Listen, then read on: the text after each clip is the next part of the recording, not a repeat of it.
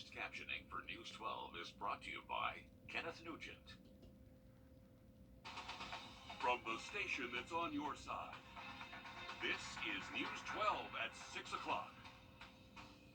There's not a single safety officer that's not willing to go straight to that target and to protect our staff, and our kids.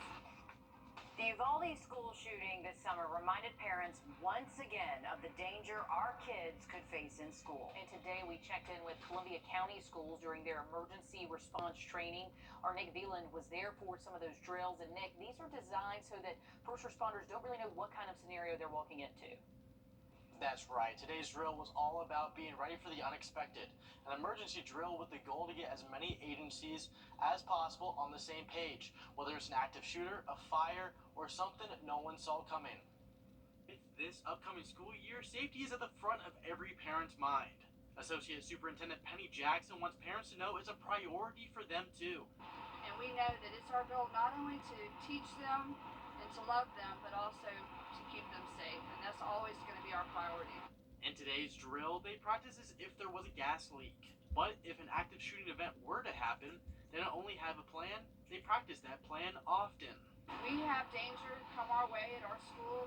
There's not a single safety officer that's not willing to go straight to that target and to protect our staff, and our kids.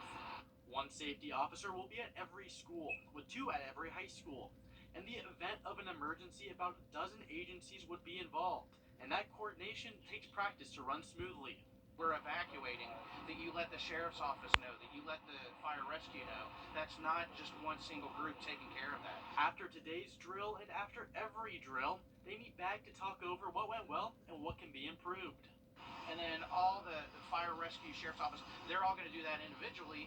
And then as we build that puzzle, we'll do one of these again, or different little simulations that we can have everybody working together again. Teachers in Columbia County start tomorrow, with open houses also starting next Tuesday. The county will be taking what they learned today and apply it for the year ahead. Okay, good to see them keeping up to date on all those safety procedures. Nick, thank you for sharing that with us. And we also reached out to Richmond and Burke County schools on their safety upgrades. Richmond County says they've installed new crisis alert systems in all their schools. Those will help secure the building in an emergency and help contact other law enforcement. Burke County says they now have school resource officers in every school. Taking a look now over I-20 and Riverwatch Parkway, some blue skies. The week's forecast coming up in just about 10 minutes. Day 2 of former Augusta Commissioner Sammy Sias's federal trial just wrapped up in the last hour, and today 7 witnesses took the stand. Some of that testimony focused on if Sias deleted public documents during an investigation. He's also charged with lying to a federal agent. Those charges could land Sias in federal prison for up to 20 years if he's convicted. Our Craig Allison is live for us outside the courthouse. And Craig, what did we learn from the witnesses today? Overall, Sammy Sias had near complete control of the Jamestown Community Center while he was president. Now, today did have a slow start with witness number 1, but after lunch, the trial moved through 6 witnesses from the prosecution. The defense argued it's possible to recover the deleted files from Sias's computer, but the prosecution redirected, saying the act of deleting is still intentional. After lunch, we heard from 6 witnesses. 2 were previous treasurers with the Sandridge Community Association. Dr. Jacqueline Fasten, current Sandridge president, testified she immediately called Sias after receiving the original subpoena back in 2019. She said his first words on the phone were, "I'm not surprised." The U.S. says this was in regards to missing receipts, files, and bank statements that Dr. Fasten says she was never in charge of.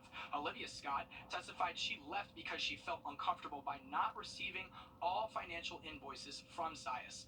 The jury then ended the day hearing from 3 vendors Sias bought material from for the Jamestown Community Center. Now, after jurors got out of the courtroom, the prosecution and defense argued back and forth over a witness that will appear tomorrow, an FBI forensic accountant. Okay, thanks for being our eyes and ears in there, Craig. We have an update now to an I-team investigation into allegations of fraud, forgery, and a cover-up at Augusta University. Back in 2017, we uncovered claims AU lied to the federal government about how a research animal died. Now a whistleblower case is unfolding in court. And Meredith, it appears Augusta University wants to make this go away. Sure looks that way, but after 200,000 pages of documents. It's moving forward slowly. 3 years ago, state lawyers tried to get the whole thing thrown out on a technicality, and the judge said no. Today they were in court arguing the case should not go before a jury. The judge said he needed more time to make that decision. I didn't want to go to jail, It's an audio recording. so I made the mistake of blowing the whistle. Augusta University likely does not want you to hear. Look where it got me. That's AU researcher Dr. Jay Hedgay under oath. Swear to tell the truth Swear to tell the truth, and nothing but the truth. no, nothing but the truth. So help me. So help me. Not in court, but in a faculty grievance hearing. It's public record, so it should have been available to anyone. Yet we had to get our lawyers involved to get a copy back in 2017. Fast forward 5 years, and AU lawyers have now enlisted the help of the Georgia Attorney General's office to fight this in court. The case centers around this research monkey named Ovechkin, who died in 2013 after a procedure. Until the animal woke up, I was there, I was a surgeon. But according to the necropsy report, or animal autopsy, Ovechkin did not wake up, which is one of the reasons Dr. Hedgay says he asked for the faculty hearing. This was basically rewritten to come up with a completely different account of what exactly happened. So, what did happen? Depends who you ask.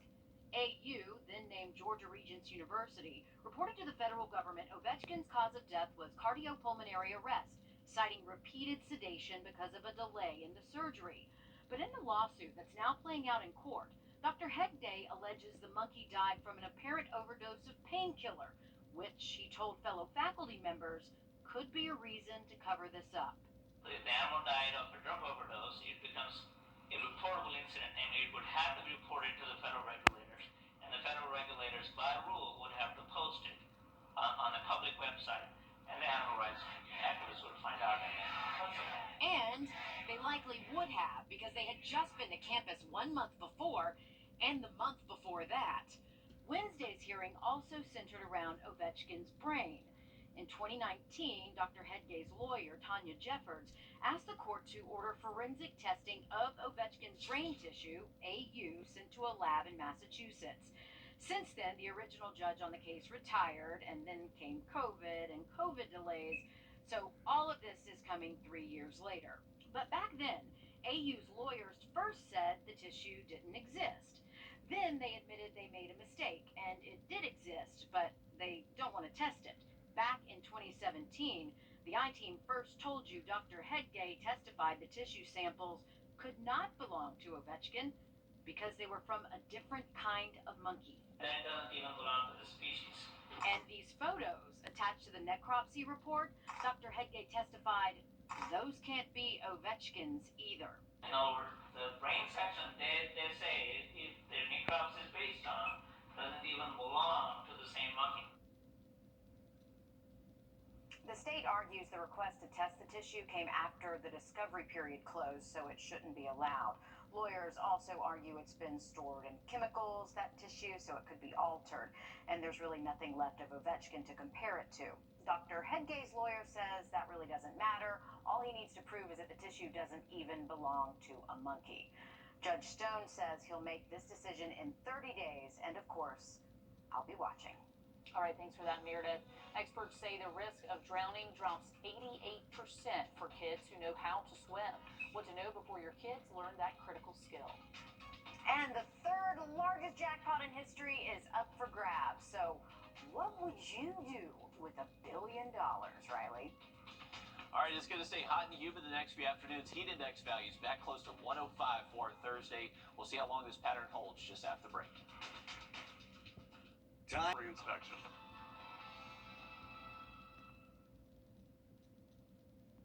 Well, since we're here tonight, you can tell we didn't hit last night's jackpot. But good news, no one else did either, which means there is a chance we can still all win. And I've got to remember about my ticket because I will be very disappointed to at least not have some skin in the game. Right. That jackpot is more than $1 billion right now, and the next drawing is this Friday. We'll reveal it live on News 12 right before the 11 o'clock. So, got to play to win, right? Yeah, if you don't play, you don't have a chance. Now, Riley, don't burst our bubble and tell us how small our chance is. Just let us believe that we can win up until Will, what the drawing is the cutoff is 10:45 to buy a ticket. 45. Yep. Yeah, Coming on up on Friday. Friday night, so only a couple more days to get those tickets. And hey, as you just said, you can only win if you play. Right. We won't talk about the odds of you winning. Right.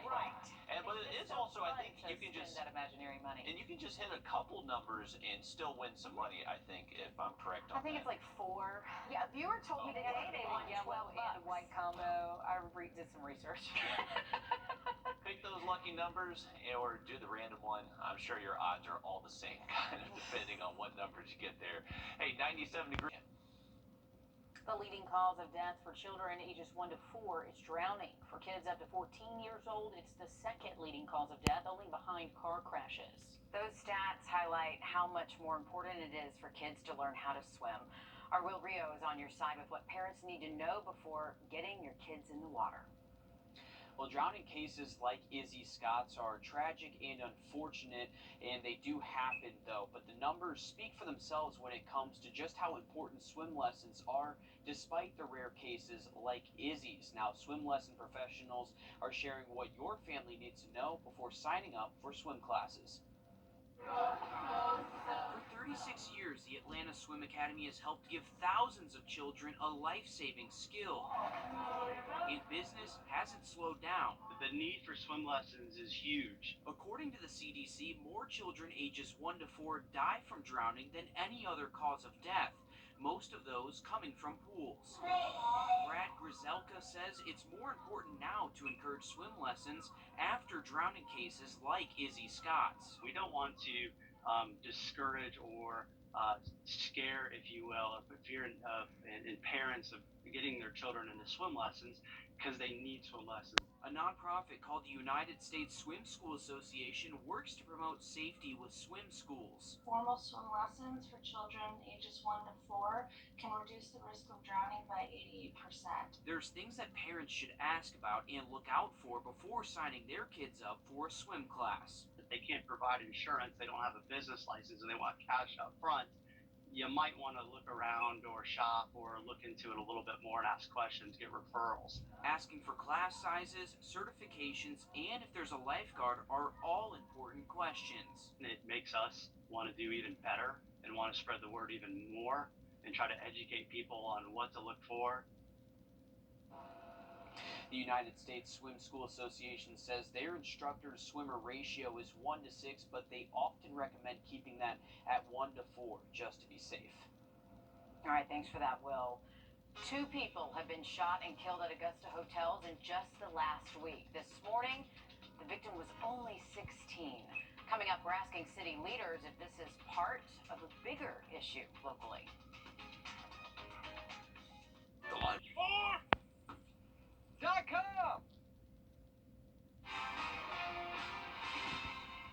Breaking news just into our newsroom. The Richmond County Sheriff's Office says they've arrested 19-year-old DeMarcus Clark in connection with the shooting at the Economy Inn this morning. Deputies say the victim in the shooting is just 16 years old, Kamaya Green. The shooting happened on Deansbridge Road, and Green died just after 6 this morning. Deputies say Clark is now charged with murder. Our Claire Allen is live at the Economy Inn Hotel after speaking with city leaders on the uptick in violence at our local hotels.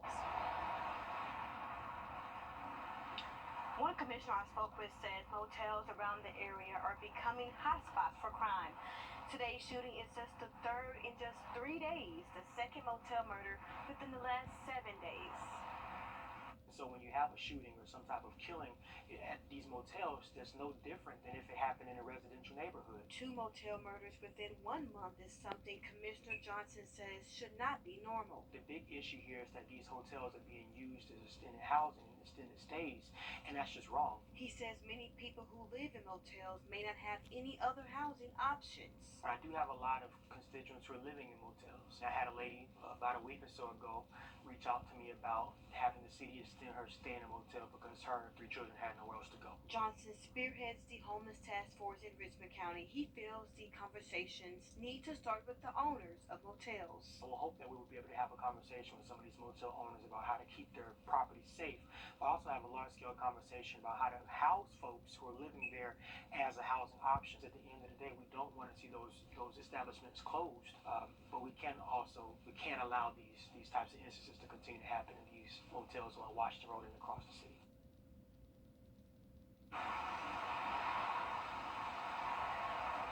Now, we will be reaching out for that incident report to get the details of what happened this morning, and we will keep you updated on what we get. Okay, Claire, thanks for that. On your sideline, sports brought to you by the Hawk Law Group. Well, rookies and vets made their way to Flowery Branch this morning for day one. And if they want to get somewhere by week 18, they have a lot of work ahead of them. We've seen it before. Matt Ryan and Julio Jones, that was a decades-old relationship. Now it's up to Marcus Mariota and company to find a new identity. The new QB1 has options. Tight end Kyle Pitts will look to make himself indispensable this season, trying to avoid any sophomore slump. He led the team in targets as a rookie, but his chemistry with Mariota is still in the works. You see it kind of building, and you hopefully it continues to progress. Yeah, it feels great. He's an easy guy to throw to. With how rangy he is and his physical attributes. So for us as quarterbacks, he makes it easy. He's such a great athlete. We just got to find ways to get him the ball. Falcons' first preseason game is on August 12th against the Lions. Well, the weekend forecast is going to look a little bit different for us. We're going to have slightly better storm chances both afternoons, but temperatures are going to stay very hot. Have another look at that 7-day just after the break.